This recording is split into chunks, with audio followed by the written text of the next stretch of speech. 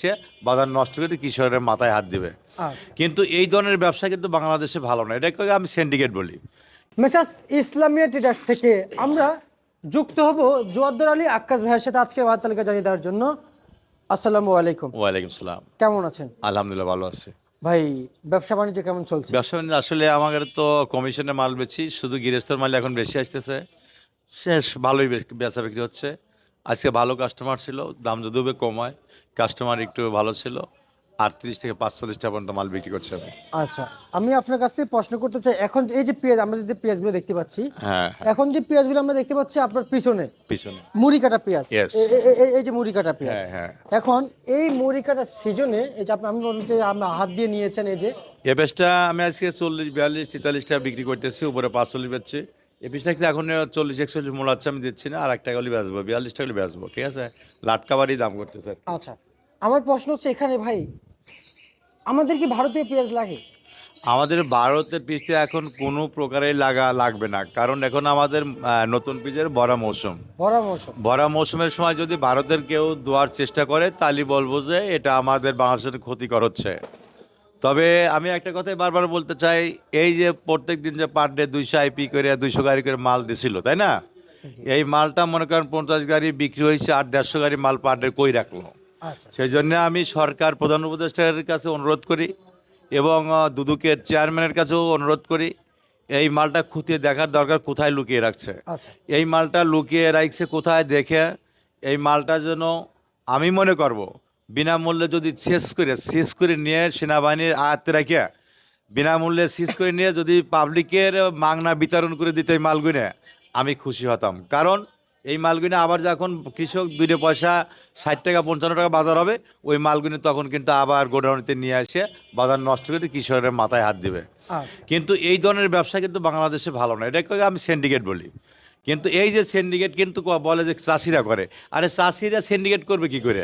ও তো গুয়ার মাছই খেতে পারে না। আচ্ছা আচ্ছা আচ্ছা। তাহলে এই যে কাজগুলো করে, এই যে এলসিআররা সিন্ডিকেট করে, এই প্রত্যেক দিন যে 200 গাড়ি মাল বাড়াইলো, বাদ বাকি 150 গাড়ি মাল কোথায় রাখলো, সেইটা দুদকের চেয়ারম্যান অনুরোধ করি তল্লাশ করে সেই মালটা যেন বিনামূল্যে বিতরণ করে দিলে পারে, কৃষকও খুশি হবে, বাজারও নিয়ন্ত্রণ আসবে। আচ্ছা, আমার প্রশ্ন হচ্ছে এবার আকাশ ভাই, আমাদের দেশে যারা কৃষক গেলে বছর যারা যারা লস খেয়েছে, কৃষকরা লস খেয়ে কিন্তু অনেকে কিন্তু কৃষি পণ্যের দিকে আবাদ করবে না, অনেকে বলেছে ঝুঁকি কম ছিল। গত বছর দেখেন মুড়ি কাটা কিন্তু 20 থেকে 30 টাকা জার ছিল, এতে অনেকেই কিন্তু ঝুঁকি কম ছিল যে আমরা পিস এবার লাগাবো না।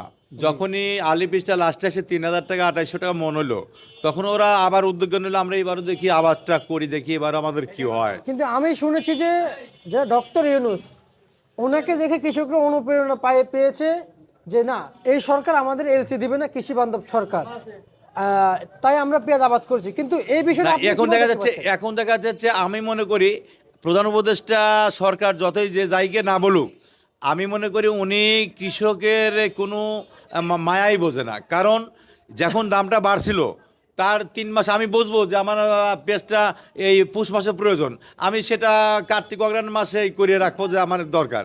কিন্তু আমার এখন ভরা মৌসুম, যখন দরকার হলো তখন সে আইপি করলো না, সে আইপি করলে সে ভরা মৌসুমে পৌঁছা গেল, এটা তো ঠিক না।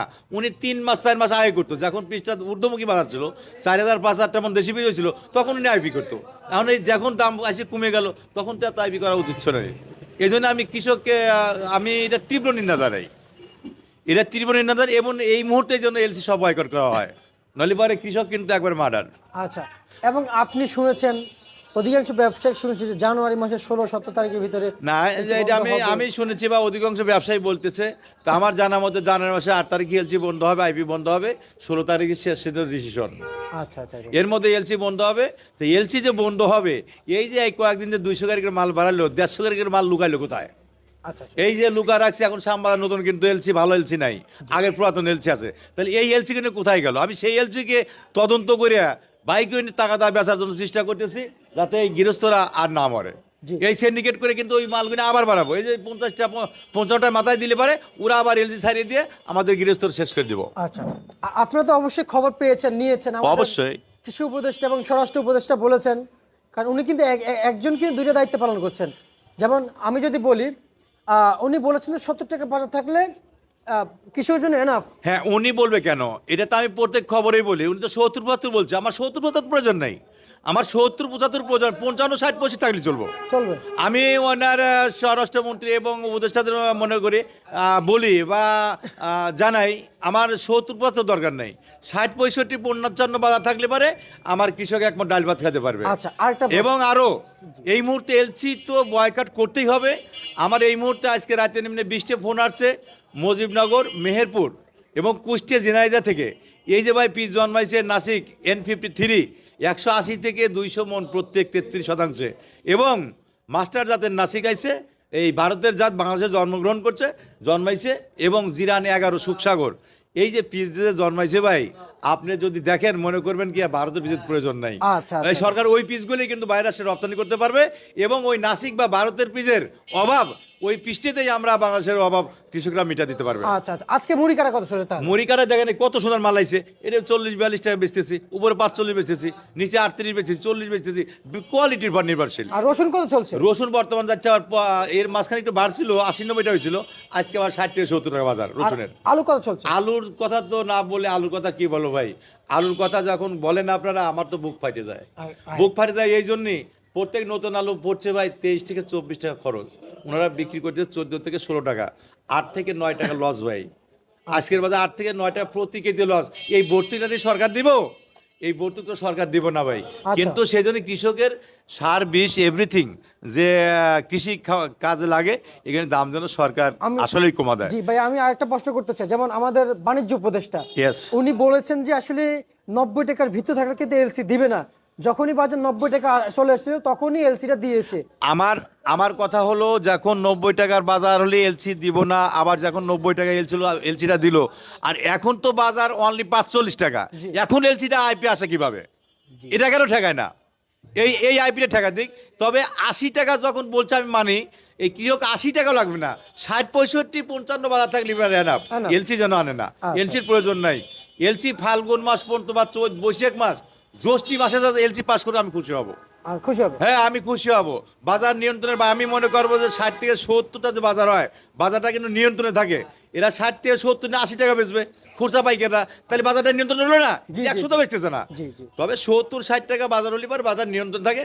আমি সরকারকে অনুরোধ করি এই মুহূর্তে এলসি বয়কট করুক, এবং ডাউল, চেনি, লবণ, ডাউল, চেনি, তেল, এভরিথিং যে কৃষি কাজে কৃষকদের খাইতে লাগে, চাউল, এদিকে দাম কমা দিক। সরকার কি পারে না? সোয়াবিন তেল বাইরের আমদানি করে বাংলাদেশ 60 টাকা কেজি খাওয়াক? তা তো করছে না। তা করে না কেন? চেনি 60 টাকা কেজি খাওয়াক, ডাউল 60 টাকা কেজি খাওয়াক, এগুলো খাওয়ায় না কেন? তা করে না কেন? আর 10 টাকা যদি পিজের দাম বাড়ে ভাই, আমাদের মাথা হট হয় কেন? আচ্ছা, আমাদের মাথা হট হয় কেন? কৃষক যদি না বাঁচবে আমরা কোথায় যা বাঁচবো? এই কৃষকের টাকায় দিয়ে আমরা বেতন নিচ্ছি, যদি কোন কেমন করে বাড়ির ট্যাক্সি সরকার নিচ্ছে না, গভর্নমেন্ট নিচ্ছে না, জমি রেজিস্ট্রি খরচের টাকা গভর্নমেন্ট নিচ্ছে না, এই টাকাটা যায় কোথায়? কৃষকের গাও ঘামানের টাকা, রক্তে ঘামানের টাকা, রোদে ঘামানের টাকা, রোদে বৃষ্টিতে মিশে এই টাকা কামাই করে জমি কিনে এক বিঘে, তার খরচ নাই ভাই 1,20,000 টাকা। ভাই হালি পেঁয়াজ কবে আসবে ভাই? হালি পেঁয়াজ আমি ফাল্গুন মাসে 15 তারিখ দিতে পারবো ইনশাল্লাহ। ইনশাল্লাহ, হ্যাঁ ইনশাল্লাহ আমি পারবো, এই সাম্বাদিকতা আমি পারবো।